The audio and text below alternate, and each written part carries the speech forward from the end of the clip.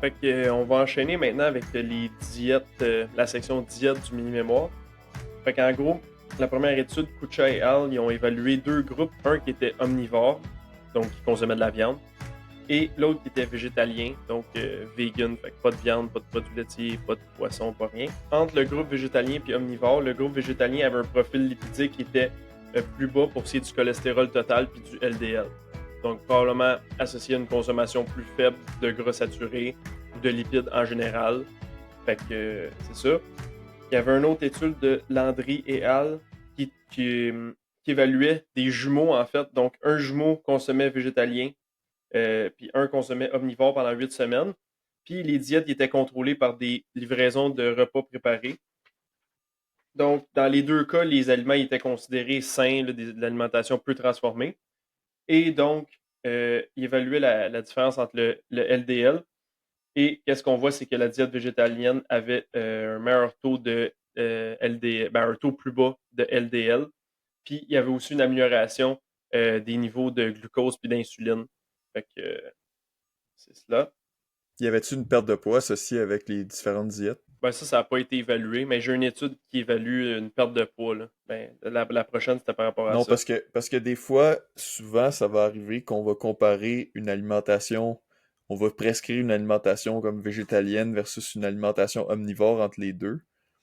Puis les végétaliens vont consommer plus de fibres, plus de fruits et légumes, Mhm. souvent. Puis là, après ça, tu vas Fait que ça avoir va des faire un déficit améliorations. calorique.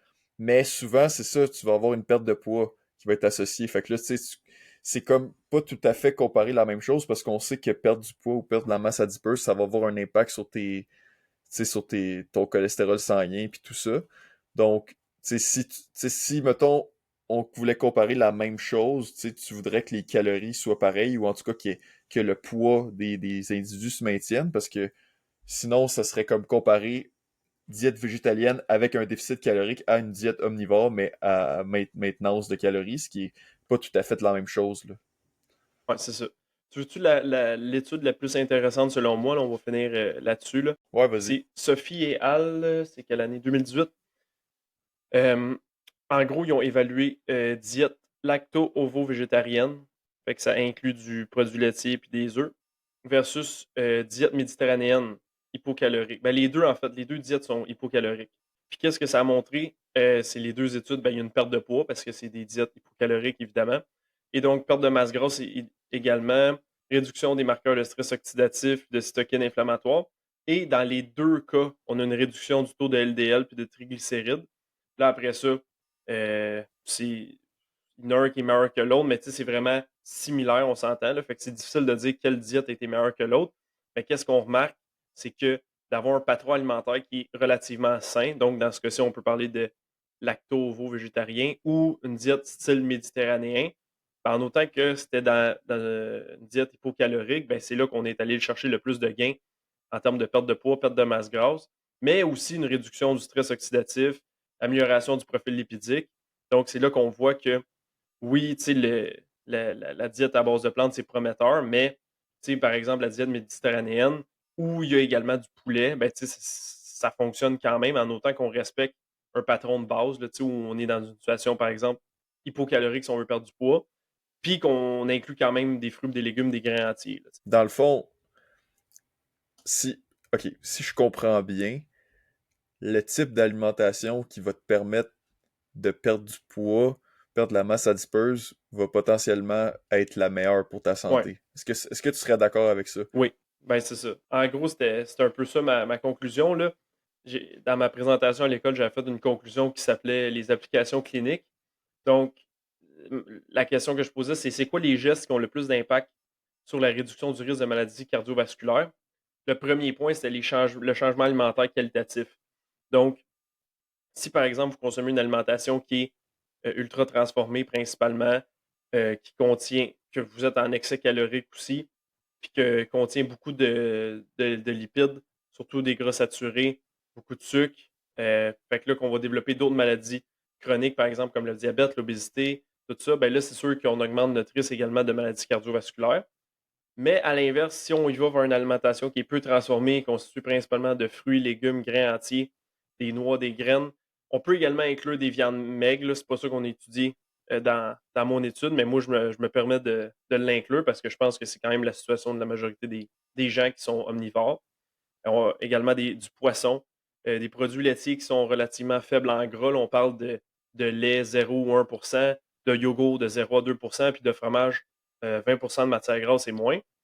Puis inclure des huiles végétales qui sont bonnes, là, par exemple l'huile d'olive extra vierge, par exemple. Puis après ça, l'autre point super important, on fait ce patron alimentaire-là principalement.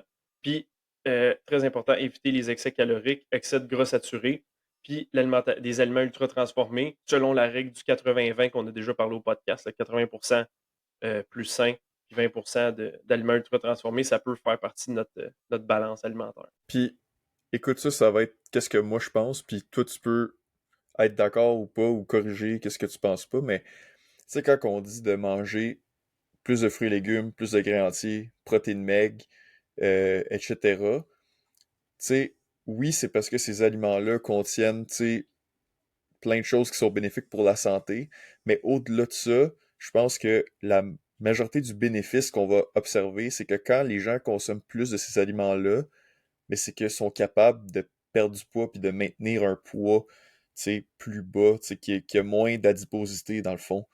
Puis ça va être vraiment. Puis c'est pas populaire de dire ça là, en nutrition en 2025, là, surtout au Québec, mais c'est vraiment le plus gros impact que ça va avoir sur tu sais, le risque de maladie du cœur puis de plein d'autres maladies, ça va être ça. Puis en deuxième, là, après ça, c'est sûr, là, les fruits et légumes, là, t'as toutes les vitamines minéraux, t'as les phytochemicals, les produits Nutriments. chimiques dans les plantes, Ouais. tu sais, les antioxydants, etc., qui vont être bénéfiques. Tu sais, les protéines, c'est sûr, ça va aider au niveau de l'appétit, ça va aider si vous essayez de maintenir votre masse musculaire, si vous essayez d'aller en chercher plus. Mais tu sais, c'est sûr qu'au niveau de la masse adipeuse, ça va aider à maintenir une masse adipeuse plus basse. Là. Fait que ça va être une grosse partie du bénéfice. Puis après, c'est sûr qu'il n'y a pas juste ça. Tu sais, les aliments ultra transformés, même chose, tu sais, dans le fond. Oui, là, on entend beaucoup parler, ah, il y a les colorants, puis il y a, tu sais, telle affaire qui est ajoutée, puis je suis pas trop, puis c'est pas bon. Puis je dis pas que ça c'est bon, c'est pas bon, mais tu sais, en ce moment, on a quand même beaucoup de connaissances sur les additifs qu'on utilise, puis sont utilisés dans des petites quantités. Donc oui, si notre alimentation c'est que ça, ben oui, potentiellement ça va avoir des effets néfastes, mais le plus gros de l'effet néfaste, c'est que souvent ces aliments-là, on va les consommer en excès, on va consommer un excès de calories qui va amener une adiposité excessive. Puis c'est ça le plus gros du problème. Donc, si on les réduit, tu sais, oui, on réduit les additifs, mais c'est qu'on réduit le risque qu'on consomme des calories en excès. Puis ça va nous aider après ça à maintenir un poids santé. Puis si on enlève les aliments ultra transformés aussi, ben on les remplace probablement par des aliments plus entiers qu'on va avoir cuisinés, qui vont potentiellement être plus bénéfiques pour notre santé dans tous les points que je viens de mentionner. Ouais, c'est ça. Fait que alimentation, point numéro un. Point numéro 2, activité physique. Fait qu'une Mhm. combinaison d'entraînement de résistance et cardiovasculaire. Pendant longtemps, pour la santé du cœur, on parlait de juste faire de l'entraînement cardiovasculaire, mais on remarque que l'entraînement de résistance, ça a plusieurs effets bénéfiques pour la santé, pour le maintien de la masse musculaire, puis aussi ça diminue la résistance à l'insuline. Donc, tout ça, il faut voir ça de manière plus holistique. Là, tu sais. Fait qu'à ce moment-là, si on est en mesure de venir faire de l'entraînement cardiovasculaire puis de résistance, ben, on maintient notre masse maigre, on a moins de chances de développer le diabète, obésité, puis après ça, on a moins de risques également de développer maladie cardiovasculaire. Puis c'est sûr que ça fait Cancer, tout cancer. ça C'est aussi. sûr que c'est logique de faire un plus un, que tu vas faire de la marche, tu vas faire de la course à pied, tu vas faire du vélo. C'est juste de faire fonctionner son cœur. C'est sûr que ça va être bénéfique. Après ça, fait que là, c'est ça, les deux premiers, c'est ça, alimentation, entraînement. Troisième point, ça serait supplémentation en multivitamines. Là, j'ai écrit que c'est une police d'assurance, ça coûte 15 cents par jour, pas vraiment d'effet négatif. Peut potentiellement avoir des effets positifs, dépendamment si vous avez des carences ou pas. Donc, rendu là, c'est votre choix. On vous a éduqué aujourd'hui sur les effets, tu sais, sur si ça peut faire du sens dépendamment du contexte.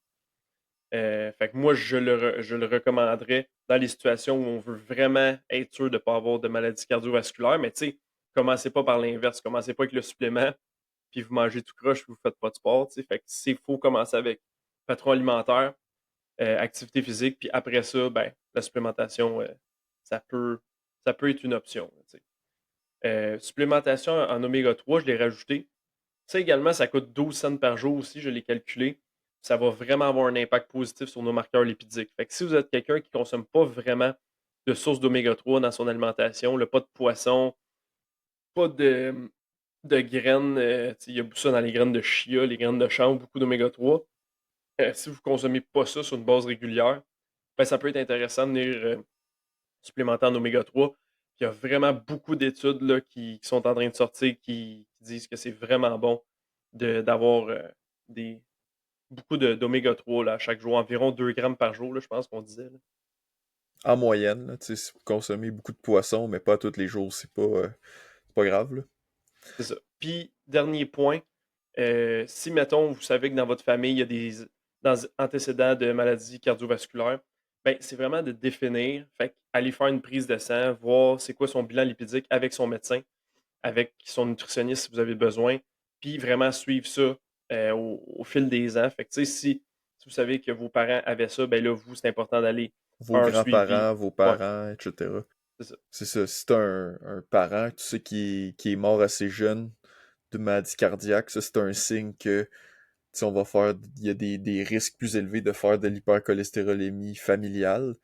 Quand on parle de tous les facteurs de risque, mais ça, c'est comme des gens que tous ces facteurs de risque sont comme x10 pour eux. Puis potentiellement que, on a des médicaments aujourd'hui qui vont pouvoir vraiment aider à prévenir ça là, davantage, là, surtout pour ces gens-là qui sont génétiquement plus à risque. Fait que vraiment, là, c'est vraiment aller voir son médecin, puis avoir des rendez-vous réguliers pour garder un œil là-dessus.